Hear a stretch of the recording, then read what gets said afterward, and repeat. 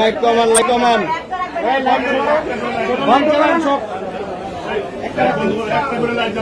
একটা রাখবেন একটা সব একটা বাচ্চু ভাই লাইট বন্ধ করেন একটা রাখবেন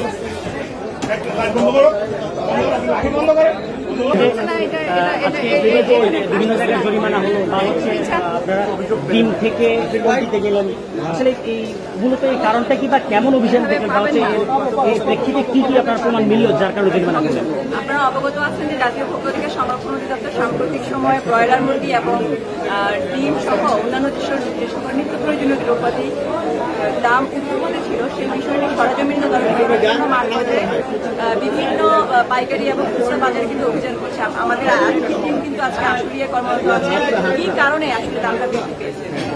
তো আমরা সেই কারণটি খতিয়ে দেখতে আসলাম যে আসলে তারা কত মূল্যে সেটি বিক্রি করছে। তো আমরা এখানে যে ওদের যে ক্রয় ভাউচার বিভিন্ন দোকানে সেটি খতিয়ে দেখলাম ব্রয়লার মুরগির ক্ষেত্রে তারা 165 টাকা তারা ক্রয় করেছে এবং তারা বিক্রি করছে 190 টাকা, 185 টাকা 90 টাকা পর্যন্ত আমরা পেয়েছিলাম। আরও একটি বিষয় যেটি আসলে খুব বেশি গুরুত্বপূর্ণ একজন ভোক্তার জন্য, যে তারা ওজন বা আমাদের যে পরিমাপক যন্ত্র যেটা দিয়ে তারা ওজন করছে সেখানে তারা কারচুপি করছে। আমরা কিন্তু 30 গ্রাম পর্যন্ত 35 গ্রাম পর্যন্ত কিন্তু আমরা সেখানে এরর পেয়েছি যন্ত্রের মধ্যে। আমরা যদি 30 গ্রাম বা 35 গ্রামের মূল্য হিসাব করি এখানেও কিন্তু 5 টাকা আরও বেশি ভোক্তার কাছ থেকে নেওয়া হচ্ছে। তার একটা ভোক্তা কিন্তু এখানে খুচরা পর্যায়ে এসে কেজিতে কিন্তু 30 থেকে 50 টাকা বেশি মূল্যতে তাদেরকে ক্রয় করতে হচ্ছে। তো এই বিষয়টি আমরা দেখেছি এবং বেশ কয়েকটি প্রতিষ্ঠানকে প্রায় 6 থেকে 7টি প্রতিষ্ঠানকে কিন্তু আমরা আইনের আওতায় এনেছি। একই সাথে আমরা মুরগির বাজার দেখেছি, মুরগিতে তারা অধিকাংশ দোকানেই আমাদেরকে কোনো ক্রয় ভাউচার দেখাতে পারেনি, অর্থাৎ তারা কিন্তু নিজেদের মতো কত দামে ক্রয় করেছে কত দামে বিক্রি করছে এই বিষয়টি তারা একেবারেই স্পষ্ট না এবং তারা অনেক বেশি মূল্য নিচ্ছে। সেজন্য আমরা কিন্তু বেশ কয়েকটি এবং মূল্য তালিকাও ছিল না, সেজন্য আমরা বেশ কয়েকটি মুরগির যে খুচরা বিক্রেতা তাদেরকেও আমরা কিন্তু জরিমানার আওতায় এনেছি এবং আমাদের অনেকগুলো তদারকি টিম পাইকারি পর্যায়ে কিন্তু এই মুহূর্তে অভিযান পরিচালনা করছে। আপনারা হয়তো সেটা পেয়ে যাবেন। আপনারা পরিচালনা করছেন অনেক দিন যাবত, তারপরও আমরা এইখানে দেখছি যে মূল্য তালিকা নেই বা নানা ধরনের যে অনিয়মগুলো এগুলো অনেকদিন ধরে পাচ্ছি। এই অভিযানের ফলে কোনো কি আউটপুট পাচ্ছে?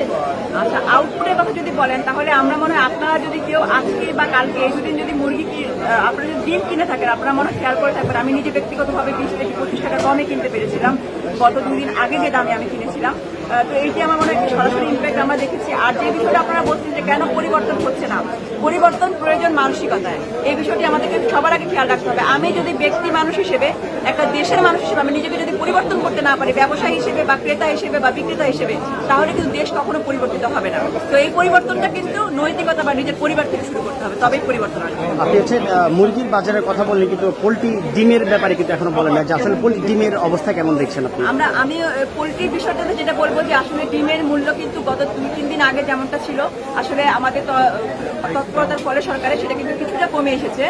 তো তারপরেও আমরা বেশ কয়েকটি দোকান থেকে কিন্তু আজকেও আমরা জরিমানার আওতায় এনেছি, কারণ তারা আমাদেরকে ক্রয় ভাউচার দেখাতে পারেনি এবং তারা বিক্রয় মূল্য প্রদর্শন করেনি।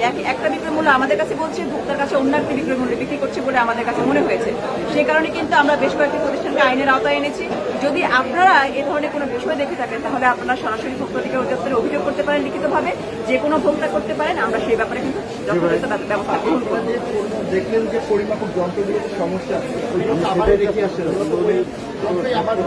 আপনারা জানেন যে পরিমাপের যন্ত্রের এই বিষয়গুলো সাধারণত নির্ধারণ করে Bangladesh standard and testing institute অর্থাৎ বিএসটিআই। তো আমরা বিএসটিআই যে প্রতিনিধি দল তারা কিন্তু আমাদের সাথে যোগাযোগের মধ্যে আছে। আমরা ইতিমধ্যে ইনফরমেশন ওদেরকে জানিয়ে দিব, তারা সরজমিনে এসে তারা কিন্তু বিষয়টি দেখবেন এবং সেখানে ক্যালিব্রেশন বা ভেরিফিকেশনের চেষ্টা করবেন।